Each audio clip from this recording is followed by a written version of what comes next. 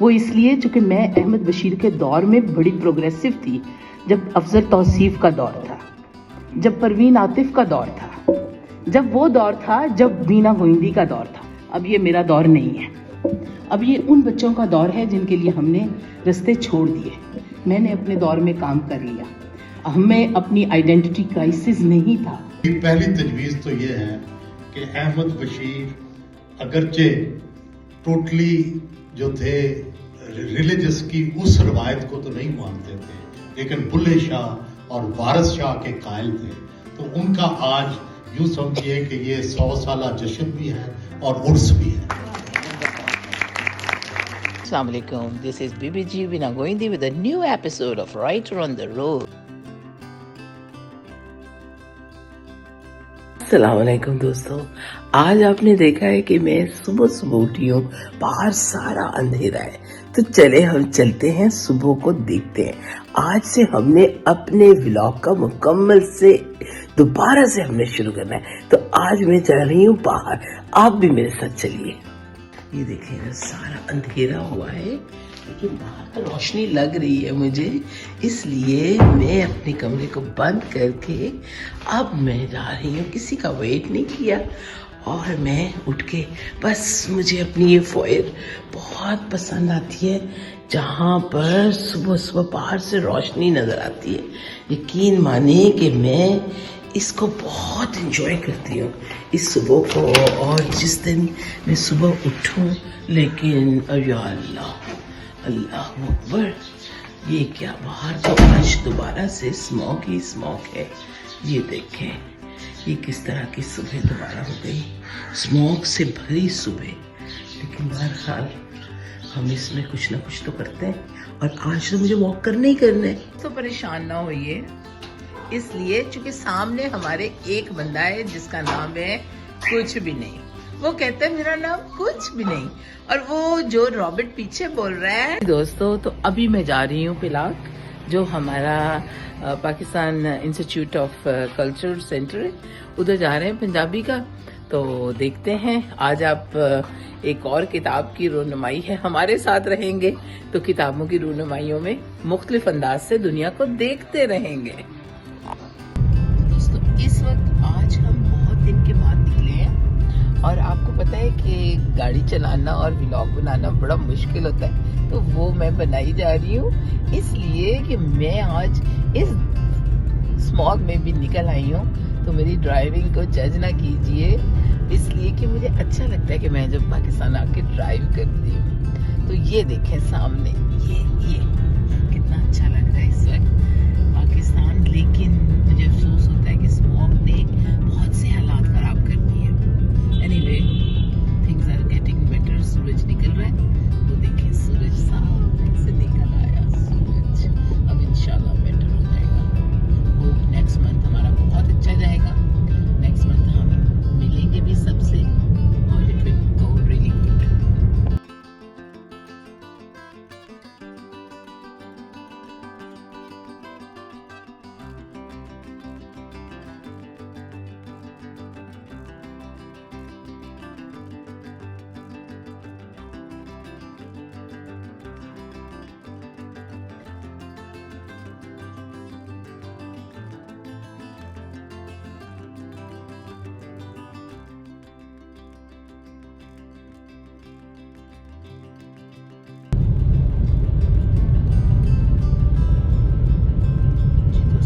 नया बना है कैवलरी ग्राउंड का ब्रिज, ये बड़ा अच्छा इन्होंने इंटरचेंज सा बनाया है। इधर वाले लोग इधर चले जाएं, ये लिबर्टी से कनेक्शन है, कैंट से कनेक्शन है, इजी वे है, ट्रैफिक का कम स्टक होने के चांसेस हैं, एंड इट्स रियली गुड। लेकिन उन्होंने फटाफट ही बना दिया, मेस तो पड़ा लेकिन उसका बड़ा फायदा हो रहा है।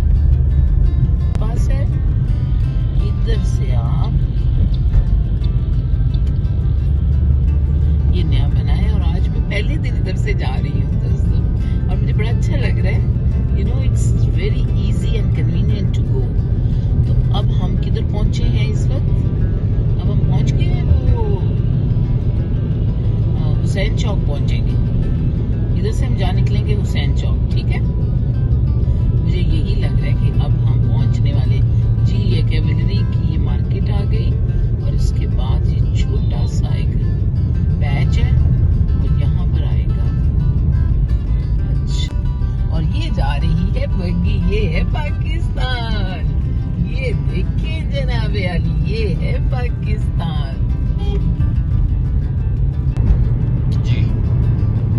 जी इधर से अब हम जाएंगे, चूंकि हमने जाना है लिबर्टी, तो इसलिए अब हम अंडरपास नहीं लेंगे बल्कि हम बाहर के रास्ते से जाएंगे। तो देखिए कितना स्मॉग है, कुछ नजर नहीं आ रहा, तो घर जल्दी वापस ही आना पड़ेगा मुझे। और ये कलमा चौक वाले इधर जाएंगे और ये आज आप लाहौर के या इस एरिया के रास्ते देखिए जनाब। और ये बड़ी तरक्की हो गई और इधर काफी कनेक्शन स्ट्रॉन्ग हो गए हैं और हमें हारन देना पड़ता है पाकिस्तान में। ये बहुत जरूरी है हारन देना।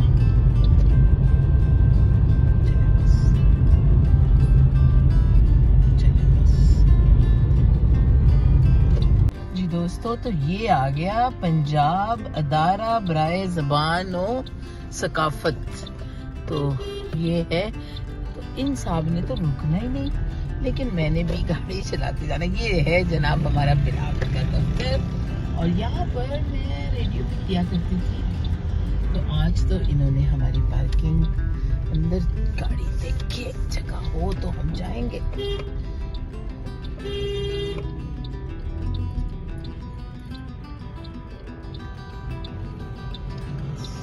तो आज हम जिस फंक्शन में हैं, किताब की इनाग्रेशन भी है और 100 साल बुशरा अंसारी की बहनें मिलके, नीलम और आसमा, ये एक अपने बाप के लिए, अहमद बशीर के लिए 100 साल जश्न भी मना रहे हैं।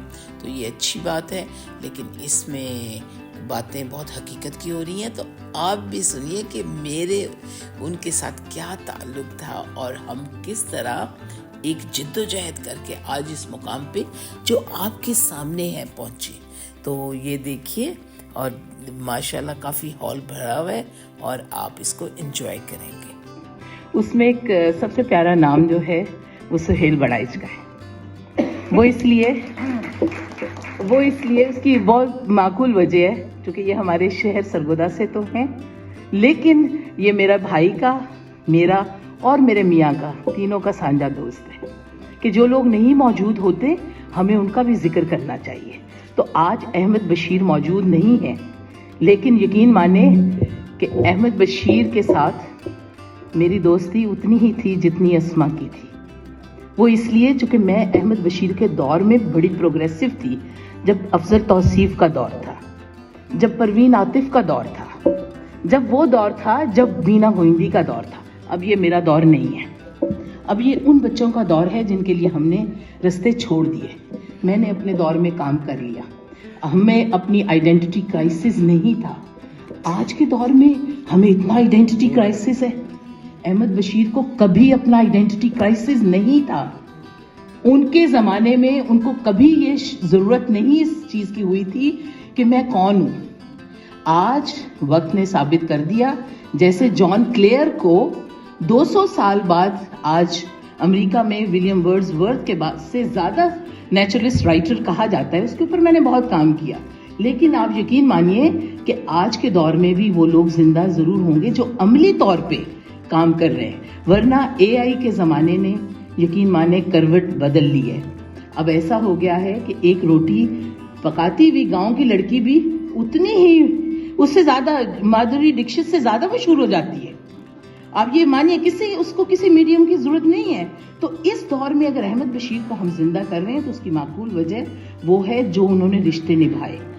सबसे बड़ा जो उस शख्स ने रिश्ता निभाया वो रिश्ता वो था बहन का रिश्ता। उन्होंने अपनी बहन को हमेशा अपने सीने के साथ लगा के रखा और हाथ पकड़ के, परवीन आतिफ चूंकि मेरी बहुत अच्छी दोस्त थी, नीलम से पहले वो मेरी दोस्त थी, और हम लोग पीसी के, उस जमाने में पीसी में कोई नहीं जाता था, हम बैठ के वहाँ लॉबी में बैठ के प्रोग्राम बनाया करते थे कि आज हमें क्या करना है।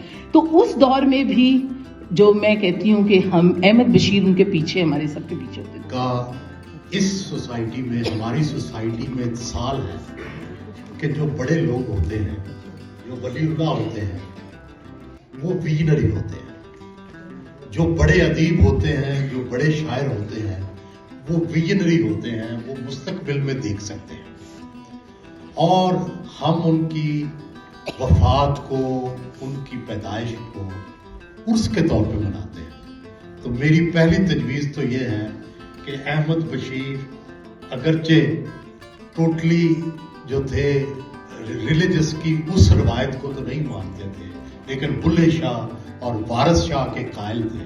तो उनका आज यूँ समझिए कि ये 100 साला जश्न भी है और उर्स भी है। दोस्तों मैं अभी आई और आकर मैंने बस फटाफट वहां से वो कानों में कान थे मेरे हो रहे हैं छोटे छोटे, ये देखे मेरे इयररिंग्स थे, इनको मैंने उतारा, इसमें रखा और अब इसको बंद कर रही हूँ। और इसके बाद मैं समझें कि बस फटाफट मैंने इसके बाद अपने, आज मैं चूंकि कुछ लिखने का मेरा प्रोग्राम है वो करूँगी और फिर आपसे मुलाकात करती हूँ बस थोड़ी देर के बाद। जी दोस्तों, ये है कितनी खूबसूरत पेंटिंग जो मेरे फॉयर में लगी है, जिसकी वजह से मुझे फॉयर अपना बड़ा पसंद आता है। और ये पेंटिंग किसी और ने नहीं बनाई, ये हमारे फाउंटेन हाउस जिसकी मैं मेंबर भी हूँ, और वहाँ पर ये जो बच्चियाँ और ख़वातीन होती हैं उन्होंने मुझे कुछ बरस पहले बनाकर ये दी। और ये देखें, जब इतने टैलेंटेड लोग जो हैं वो ज़माने के हाथों किस मुकाम तक पहुंच जाते हैं, तो हमें अपने उन तमाम टैलेंट्स को, उन तमाम खूबियों को, अपने जहनी बैलेंस को ख़राब नहीं करना, वरना। और लेकिन मुझे जब कोई ऐसी चीज़ बना के देता है तो मुझे मेरे दिल के करीब होती हैं। बहुत बड़े बड़े आर्टिस्ट भी मुझे चीज़ें बना के पेश करते हैं, लेकिन यकीन माने इनकी तो बात ही और है। तो इसीलिए मुझे अपनी ये फॉयर, जो मैं कह रही थी ना, मुझे ये अपनी फॉयर बहुत पसंद है, तो उसकी वजह ये पेंटिंग है। तो अब आपको समझ आ गई मुझे अपना फॉयर क्यों पसंद है। तो इसके साथ ही आज मैं अपना व्लॉग यही ख़त्म करती हूँ।